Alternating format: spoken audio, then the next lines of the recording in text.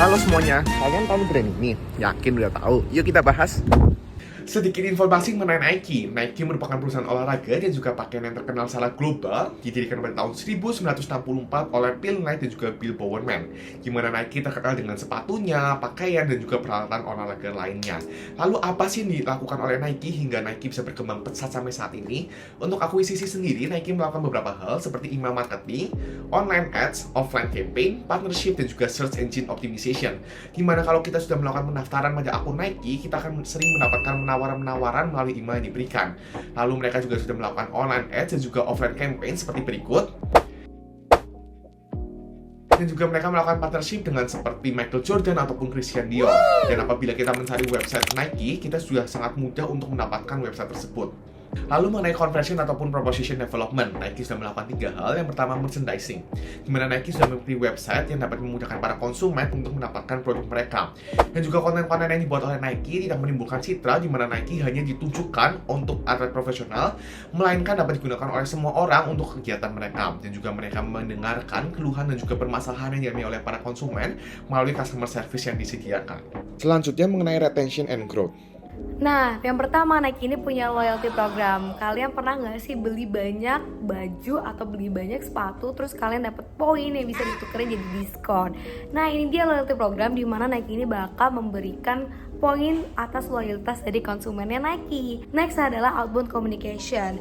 Nah, Nike ini kerap melakukan interaksi dengan para konsumennya melalui postingan di sosial media.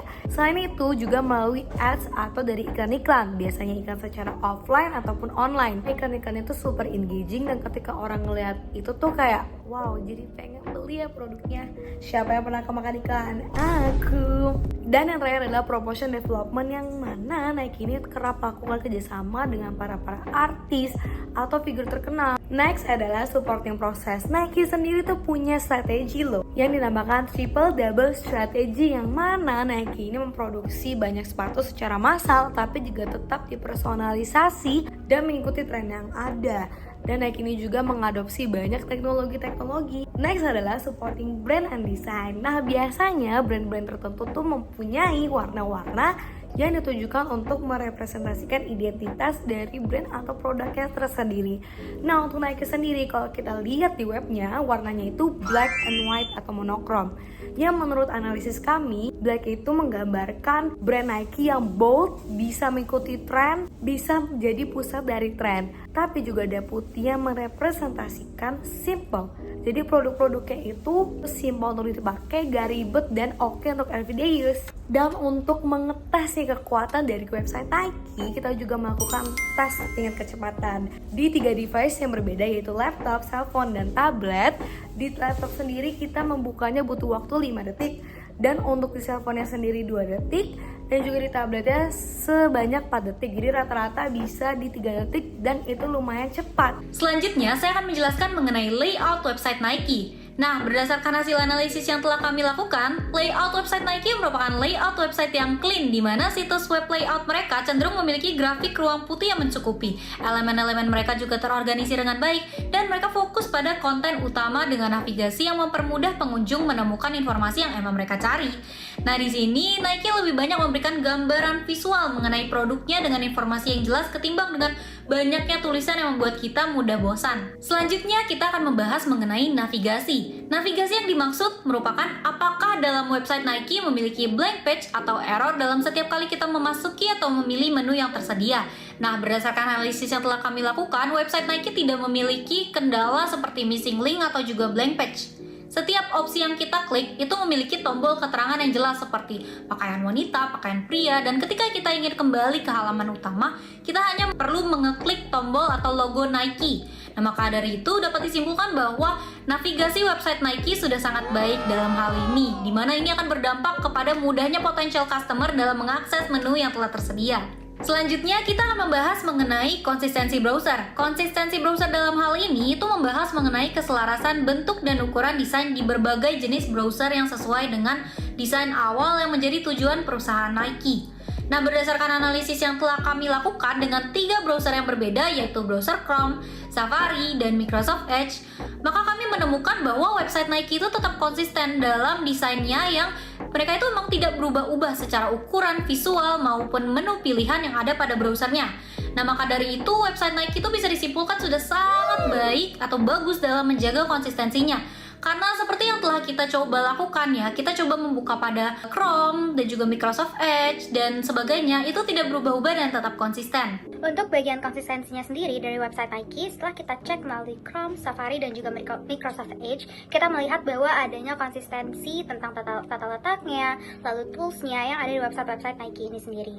Nah, konsistensi sendiri itu merupakan keselarasan bentuk dan juga ukuran desain di berbagai jenis, misalkan tools, dan lain-lainnya dalam website itu sendiri. Dan berarti website Nike sendiri sudah bagus karena bisa mempertahankan konsistensinya terkait dengan layout dan juga tools yang ada di dalam websitenya sendiri. Berikutnya ada konsistensi melalui device. Setelah kita melihat website Nike dari beberapa device seperti laptop, iPad, dan juga gadget, ternyata website Nike sendiri ini memiliki konsistensi dalam device masing-masing device-nya.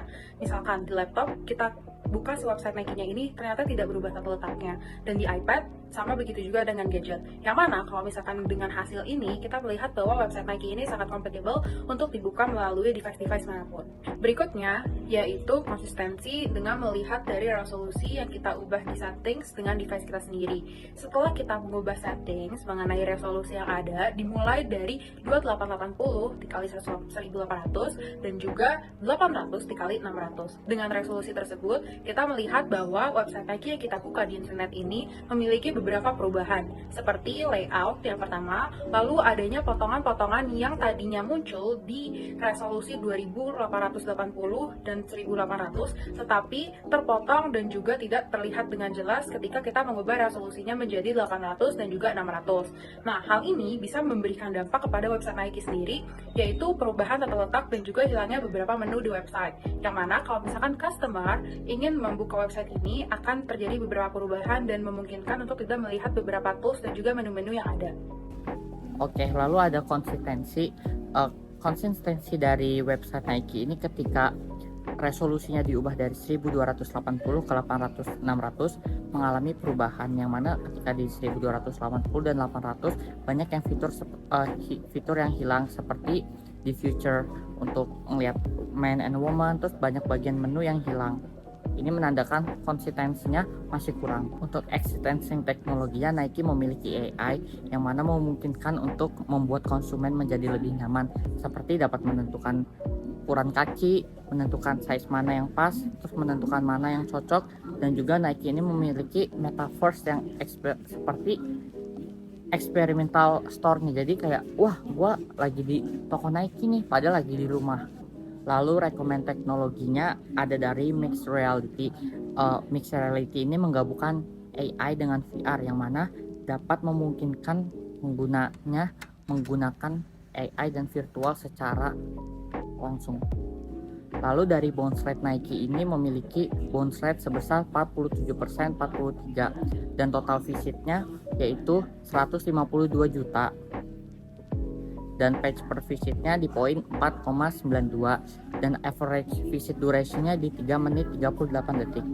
Nah, sekarang dari brand 24, presence score-nya 75% dan mention 35.500. Setelah dilakukan riset, sekarang kita dapat mengetahui bagaimana isi dari website Nike untuk e-business ini, dan semoga Nike dapat mengedepankan aspek yang memberikan kenyamanan lebih untuk konsumennya. Sekian dari kelompok kami, kurang lebihnya mohon maaf. Terima kasih.